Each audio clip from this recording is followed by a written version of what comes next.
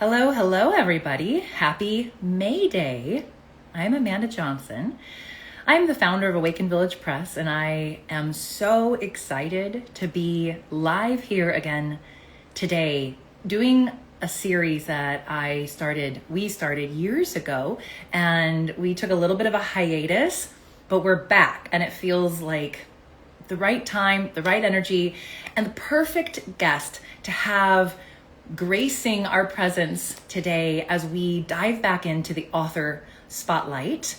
Thank you for those joining. Hi, Mom. As a 40-something-year-old woman, I love that I can still say, hi, Mom. I'm really excited to introduce you to our guest today, Zach Carlsen. I see he's here as well. I will be bringing him on in just one moment. Before I do, I wanted to set the tone a little bit and remind all of you who may or may not know much about me or Awaken Village Press that what our mission is, or what we believe at Awaken Village Press, is that when we share our stories, we reveal and express more of who we truly are, and then we inspire others to do the same. And I'm always inspired to speak with authors, creatives who have made it part of their purpose, and it's part of their calling to share their stories in book form.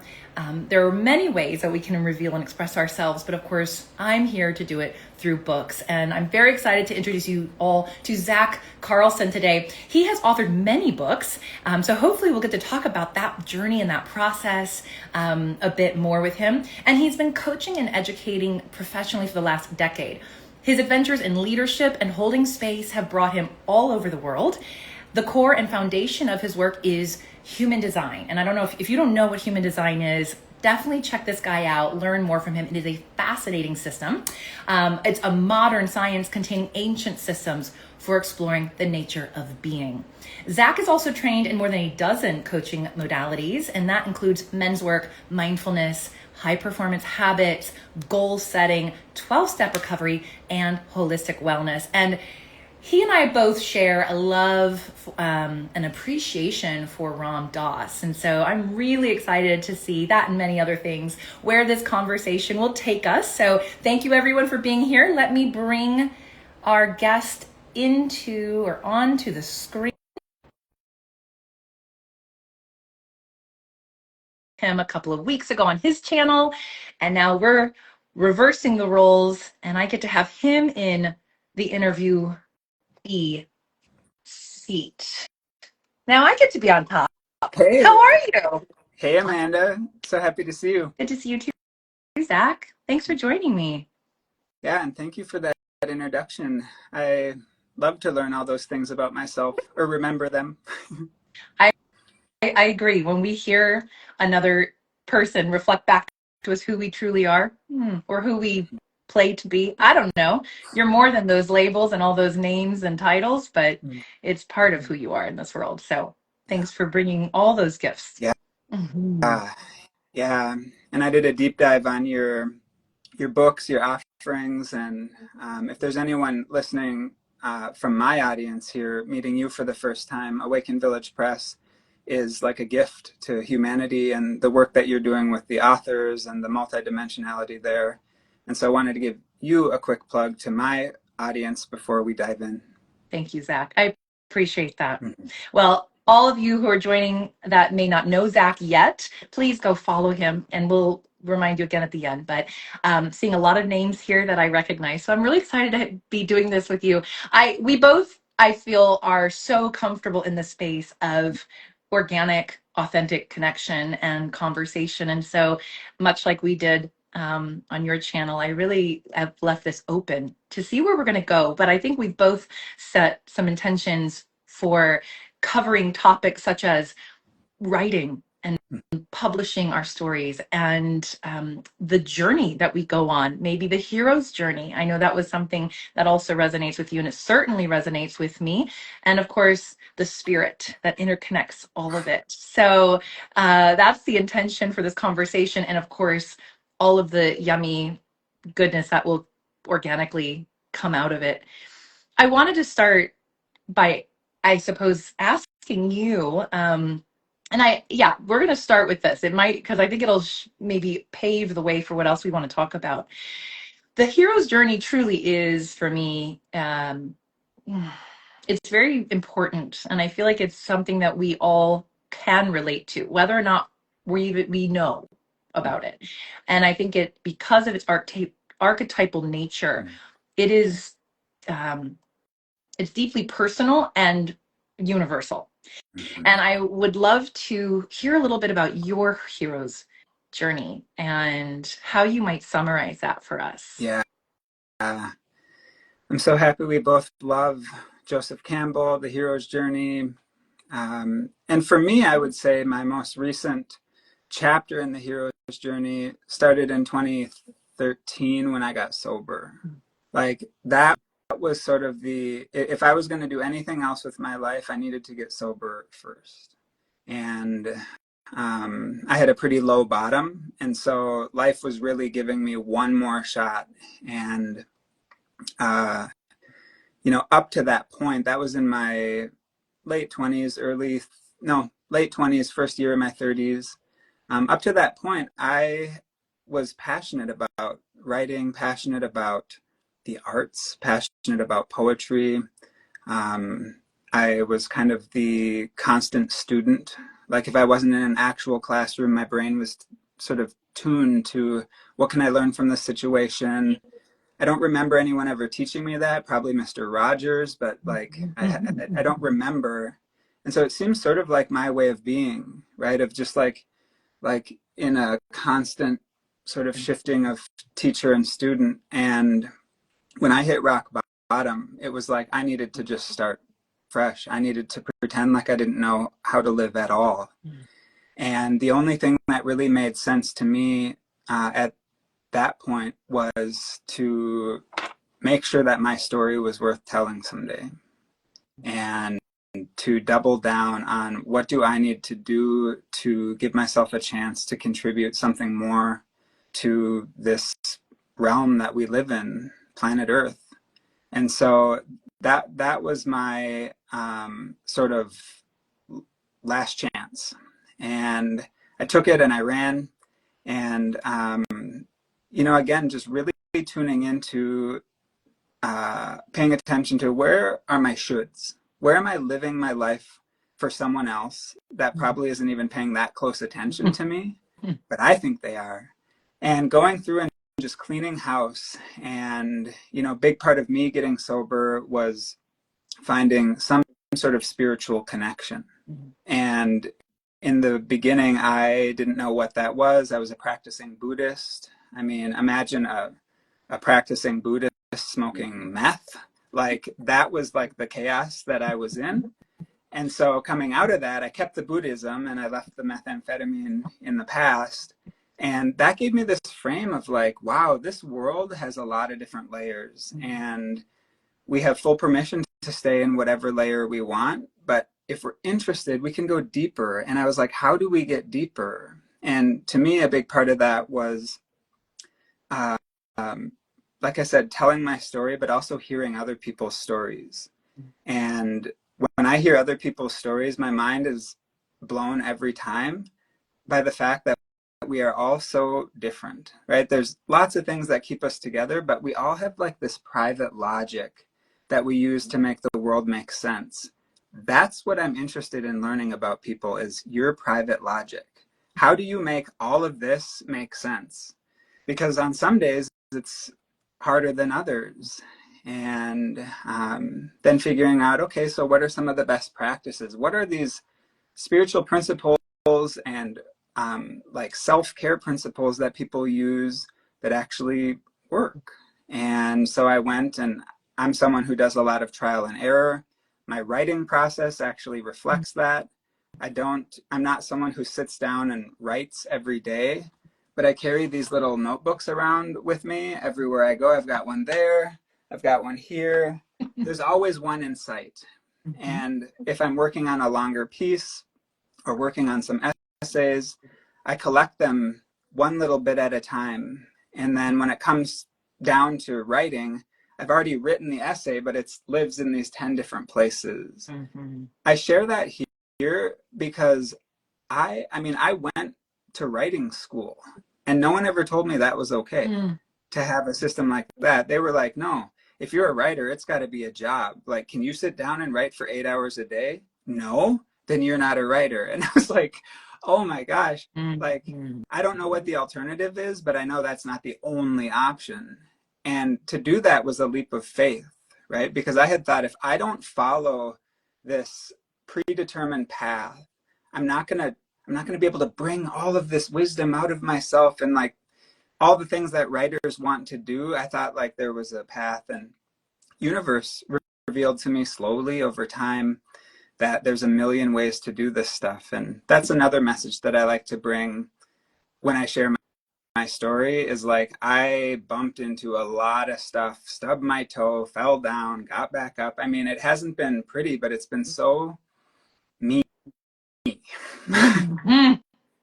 I'm loving what you're sharing so far, Zach, and I find it beautiful. And we do agree on this that there is not just one way. And I will say, though, that came to me through not naturally. Like, I don't think I came out believing that. I learned it. And so maybe that's true for you, but I had to learn that there's not just one way. And now that I have, I'm a big proponent. I love that you can acknowledge your unique way, and that to me is, I think, to bring us into human design, which by you know so much more about than I do. I know very little. I know my own type, and I certainly value the system.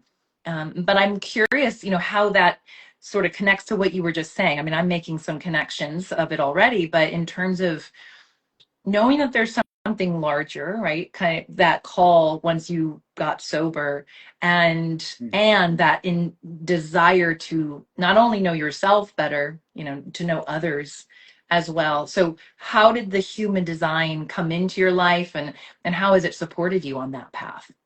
I love this question, Amanda, and just want to acknowledge one human design element is Mhm. that I'm a manifesting generator.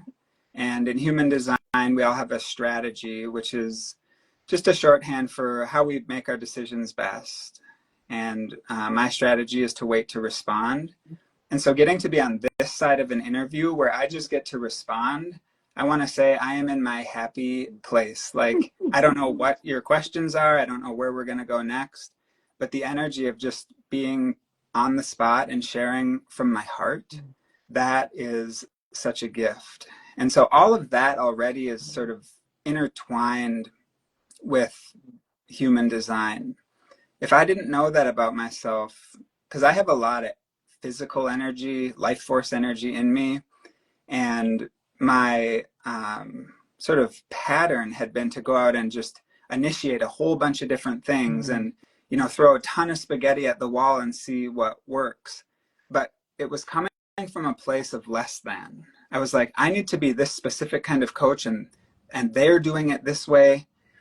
And so getting to see like, wow, what happens when I sit back and I take impeccable care of myself, I take impeccable care of my close relationships, I serve, right? Not people in the future, but people right here now.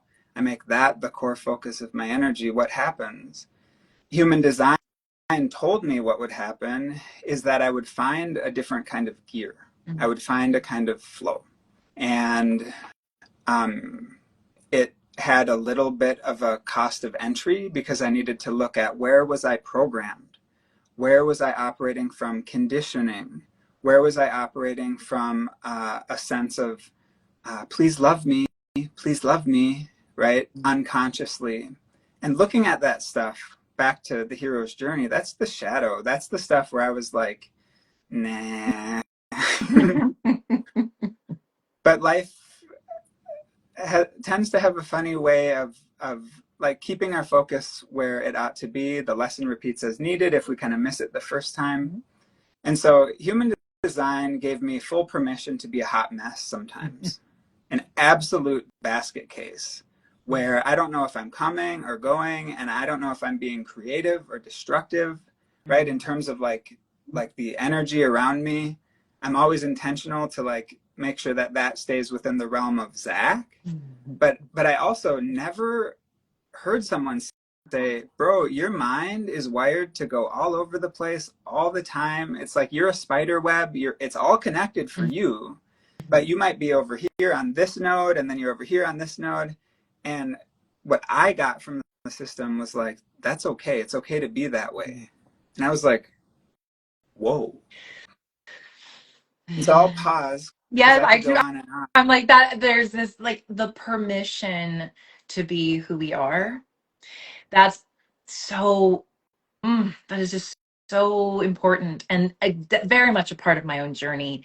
And so when you are saying it in your own way, it resonates deeply with me. And those listening, this is what I want to shout from the rooftop. You know, it's the be good with being you, and that seems so cliche. And like I get that, and of course I'm so blessed to know people like you and others who are modeling it and embodying it, and there are more of us to continue to encourage the next, and as Ram Dass says, to keep walking each other home. Like we all get to keep doing this together with each other. And yet if you're someone listening and you're going, oh, but I don't know, like either I don't know who I am, or I know who I am and I don't like it, or there's, that resistance to doing things a certain way.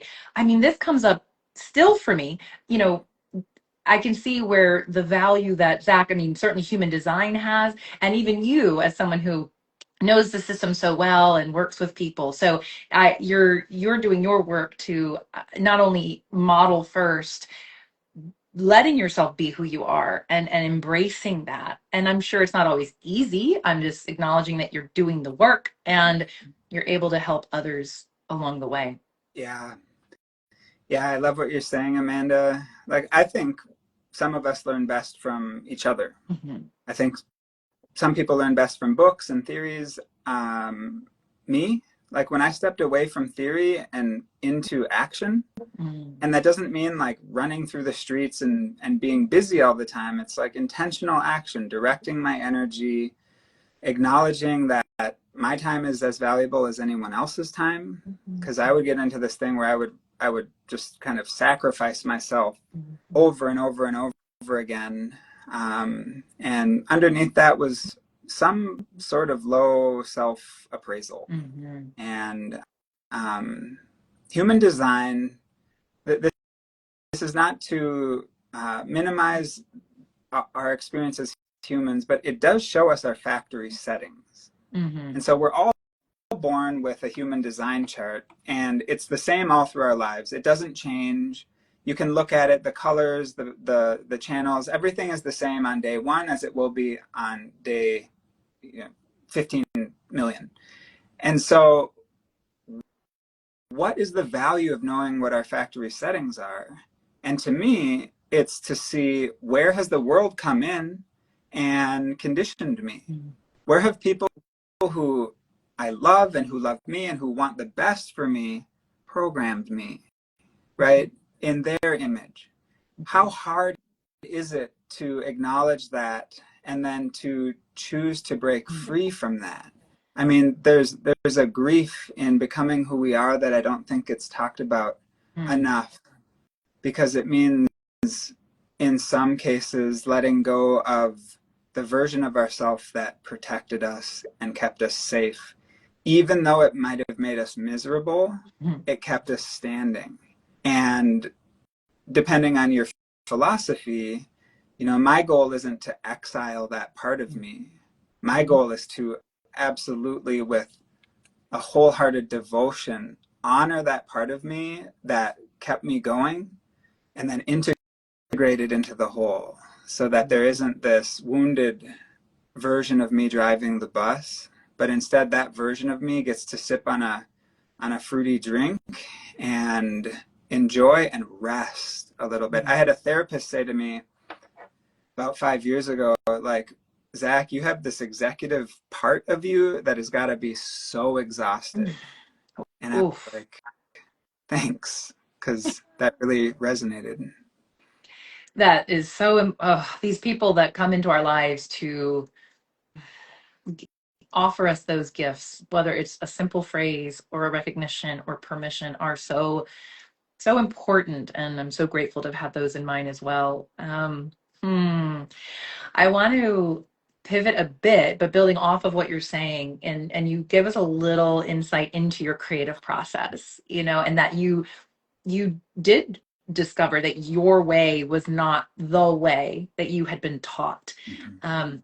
So talk to us a little bit more about your creative process and when it comes to writing, and yeah, let's kind of play in that sphere of writing and creativity Yeah. and how that looks for you. Yeah. Well, I think I would start with that. To me, it's just a state. It's like a way of Mm, being. Um, my creative process doesn't turn on or off manually. I go through these highs and lows of what we would call in human design like a creative wave or a creative urge. And those I live for. Like, I think, like all creative people, you can probably relate. When you find that flow, when you get into that zone, it feels like it'll last forever. And I'm certainly guilty of clinging to it and trying to figure out what the formula was. And so, again, like School of Hard Knocks, life has softened me in the most beautiful, juicy way of just sort of being in the process all the mm, time. mm, Sometimes at 80%, sometimes at 20%, but I'm never at zero. mhm, And what that looks like for me in my creative process some days is it's like just being a more intentional noticer or observer. Other days, it's sitting down with my all my little notebooks and going through and seeing like what else was being written. Right? I think I'm writing a couple pieces about human design and um, internal family systems, but underneath it, there's themes that I'm revealing to myself where I'm like, holy shit, like mhm, I'm also speaking to myself in like a private text that mm, everyone else can read what I've written. And then there's a special like secret text that like my soul or something was like writing for me.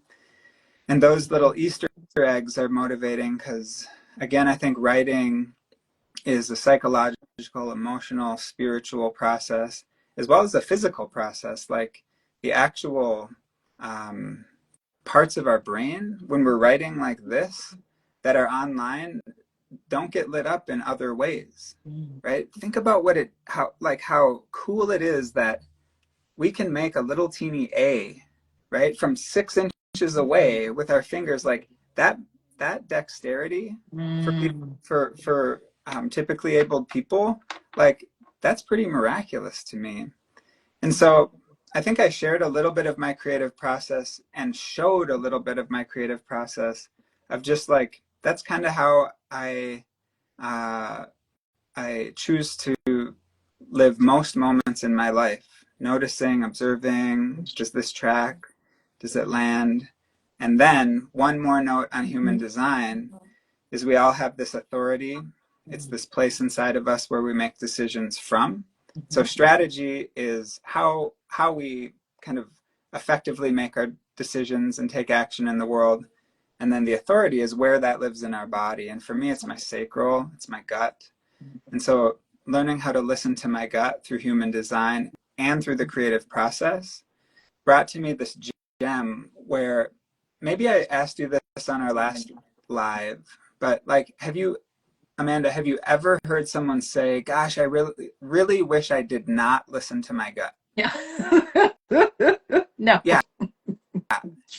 When I realized That's that, I was like, great. yeah, I've only heard people say, if only I'd listened to my gut, I wish I had. Mhm, And so then, using that practically in my life for making decisions, building that trust in my own inner authority, my ability to make those decisions, but then bringing it into the creative process and being like, I mean, painters, I think, do this best. They're like, why am I reaching for blue? yeah. And then, it turns out that the blue intuitively, right? No mental sense Mhm, whatsoever. It was just this. And so, how can we move through life more in that way? To me, is maybe the foundation of my creative process. And then I have another part of me that's like, bro, just do it. And so when I go through all of that kind of like very personal stuff, I do know when it's time to sit down and produce. And I brought a quick example of what that kind of looks like. I had been wanting to make a project for a long time and didn't quite know what form it was going to take. And I woke up one morning and it was just there. I was like, I know what this project is. I know what it's going to be. And by the end of the day, I self-publish. I don't have any illusions that I'm like a published author myself. Spiritually, it's important for me to say that because I have not gone through the rigmarole of being edited and having right that sort of support. I just kind of create and publish, which again, I didn't know we were allowed to do that, right? And we totally are. Yep. Anyone who's interested in learning how to publish on Amazon, not to take anything away from Awaken Village Press, but I'd be happy to meet with you there. But what that project was, it turned out to be these 4 books that are just like they're just little like love notes to the world from me, but they're gift books too. And so one's called You Are Amazing, one's called I Love You, one's called I'm Grateful for You, and then Thank You for Being You. And they have a very simple premise. I don't know if you can see it from there. Yeah. But it's just like, it's like a book that you can just sit down and kind of take a deep breath with. Wow. And that just poured out of me in the afternoon. And then once they were out in the world, I was so happy. But I also wasn't like satisfied. And so then my next book was deep philosophical musings about life. I mean, it was, if I had given myself, and I say this for the viewers, if I had given myself this box that I had to fit in, none of these books would exist because I'd still be trying to figure out what's the right box, what's the right box. Yeah. And so my invitation to people listening is like, you have a creative urge. Even if you're not in a creative field or don't see yourself as such, there's an urge in all of us that we experience throughout our lives that is asking for a little bit of action. And it's not a full day. It might just be a moment of reflection. But if we can learn to listen to that, I think we give ourselves more access to that creative fluid. I really love this. And I love that we can see the creative process, first of all, as not being something that is on or off. It is something that exists and that we are in perpetual relationship with. I also love the permission that you give us all, that it doesn't have to be then I'm always at 100% or I can be just a little bit creative today. I can be like, that's okay too. I feel I agree with you. The belief that it has to look one way when we are in a creative process can be very limiting. And the fact that, again, you just opened all of our minds to and our hearts to, I can just do it. Like I can put it out there. And that is, we live in an age. I hear people say this all the time. We probably live in one of the greatest times on earth to create content. I mean, it is so easy to create content these days. We may tip the scales at some point, and that's okay. That's okay. That's what we're here for. And yet the permission that, even in our world, someone may come and say, oh, but I really want to be traditionally published. And I do not knock that at all. There is tremendous value and awe and wow, way to go. I mean, by all means do that if that's your calling. However, I've noticed, I believe some individuals feel that that's the box they have to be in. Like, if I am to write a book, if I am to publish a book, it must be this way. And that is where I feel at times my own inner frustration of it doesn't. I mean, you can go that route, but you don't have to go that route. Yeah. And both routes are okay. I used to have a black and white thinking. Opposite of mine is where it's like, it doesn't count unless you've gone through this very patriarchal vetting and editing and um, I think, often discriminating in terms of whose voices are allowed. Mm-hmm. Um, this polishing, this, yeah, it's your description, putting it back in the box is so one noted in my mind. Mm-hmm. I say that being a addicted reader, like I'm constantly reading books that went through that whole That's process that I just right. bagged on. But um, to think that that's the only way, I think it sends the wrong message. Mm-hmm. Thinking about some of the titles that I saw on Awaken Village, where I was like, there's no other place that I can imagine for this. This isn't a Simon and Schuster book. This is an Awaken Village book, right? Mm-hmm. And so giving, what I like to do is just try to provide people with more information, not like drink from the fire hose, overwhelmed with information, but like I just had a guest on my show yesterday talking about polyamory. Am Mm-hmm. I personally involved in polyamory and non-monogamy? No, but that's a thing that exists out there that can be done in an embodied way. It can be done in alignment with our values and ethics. And I'm like, that's great. I hope it helped somebody. I know that it helped me because, again, like seeing the world through other people's eyes, like it's never really hurt me.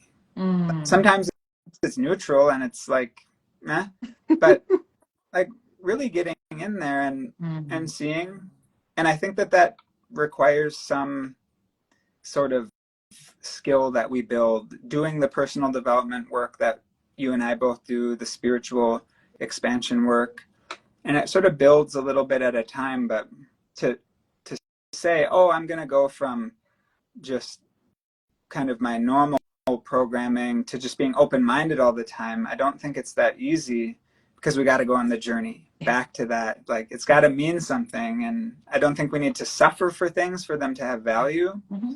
But like when we come back, that the thought that I had on your page is like each one of these books is the elixir that your author brought back from their Bingo. hero's journey. Bingo. Oh, oh, thank you for bringing that all full circle because yes. And you have brought so much elixir to the world and I really want to honor you for that. And if by the way, again, viewers watching, I love those gift books. Oh my gosh, those are so sweet. I'm assuming they're all available on Amazon, correct? So or on your website? Yep, So yeah. both places. Go Yep. go find and please truly go because those are beautiful. I have personal friends who love making little gift boxes. You need to go grab those books. And I know again you've authored so many others on Strengths Finder, which we haven't even covered, but again, there's so much content out there. I am feeling this very natural. We are coming to a close on this, even though you and I are going to continue having so many wonderful conversations. But you already started to answer this question, or maybe even did answer this question, but I'm going to ask it again in case there's anything more you want to say, because I love to leave the viewers with, what I don't even want to say advice, but what words of encouragement or inspiration or kind of closing thoughts would you want to leave those who again, maybe they have a creative project on their hearts or they have a message to share or they actually don't really know if they do or don't, right? What would you offer them? Mm-hmm. What comes through right away is a question that someone asked me that changed my life, and he said, "Do you really want it to be easy?" Mm. And it depends on the day. Some days I do, but like the deep spiritual question that he was asking is like, did you really win the sperm race and defy all probability to become a person, to come here to try to avoid everything? I lived in avoidance for so long, and I wasn't avoiding anything in particular, right? It was kind of like I was avoiding discomfort. And it's like I realized in my mid 30s, if I died, my life's work would be that I avoided discomfort. I mean, other people might say something different, but in my soul, I would know that I left so much in the tank that I'd never played full out and let myself be fully witnessed by people without trying to manage what are they going to think, what are they going to say. If I died in my early 30s, like that would be in my Akashic record, or at least my version of it. And so when we're depleted, when our nervous system is dysregulated, when we are not in a place where we're being recognized and celebrated ever, right? That's not the time to say, do you really want it to be easy? Like, no. What I'm talking about is when we have our feet underneath us, we've got a little bit of like this juicy curiosity, we're building our capacity to meet life on life's terms. Then we can ask ourselves, what would be a meaningful challenge? What's the challenge that would fill me up? What's the thing that's going to take me out of this sleepwalking and put me into contact with my own, your own life? And so that's where my heart went when you asked your question. And that was a beautiful answer, Zach. Thank you so much. Wow. Oh, this was good. This was good. Oh man. Thank you for coming on. Thank you for sharing. Like I said, there's a lot of goodness here. There were so many other places we could have gone. I feel super grateful for where we went, Yeah. and we can always do more.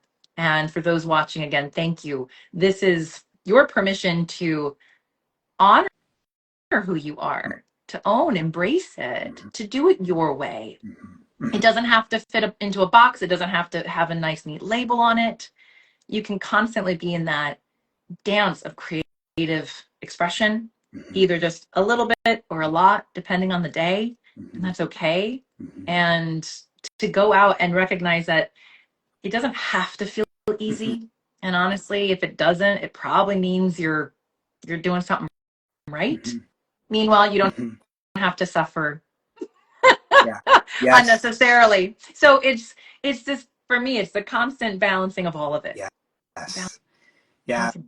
Love that. And one final thought based on what you just said. Yeah, something else I wish I'd known is that when it gets hard, it doesn't mean we're doing it wrong, right? To paraphrase what I just heard you say, like when things are difficult, when it totally sucks, like that doesn't necessarily mean that we're doing it wrong. And so building that capacity through intentional self work, and that doesn't mean hiring the $10,000 coach. I mean, I got sober for free in AA, for example. And can I put just a quick plug in for my human design work? 100%, please. So anyone who's interested, I do intro charts if you're brand new to the system.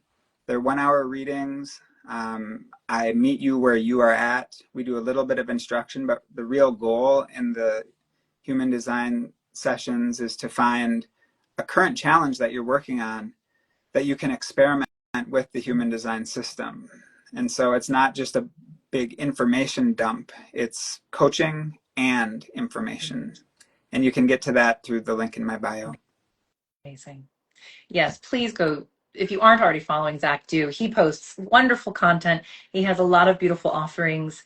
And then, of course, if you have a message to share and you're already feeling like you know your own design, well, pop over to Awaken Village Press, reach out. We're here to support you in bringing that book to fruition if that's the path you want to go, or even if you just want to talk about it and see what direction you want to go. Yeah. No obligation. So I'm here for that. And thank you again, Zach. You're a gift. I'm so glad our paths have crossed. I know there will be more to come. I'm looking forward to it. And thank you to all who tuned in. And until next time, we'll do it again. Until then, Amanda, thank you. You're a really beautiful interviewer. Thank you so much for your time today. Thank you. All right. Be well, everybody. Ciao, ciao.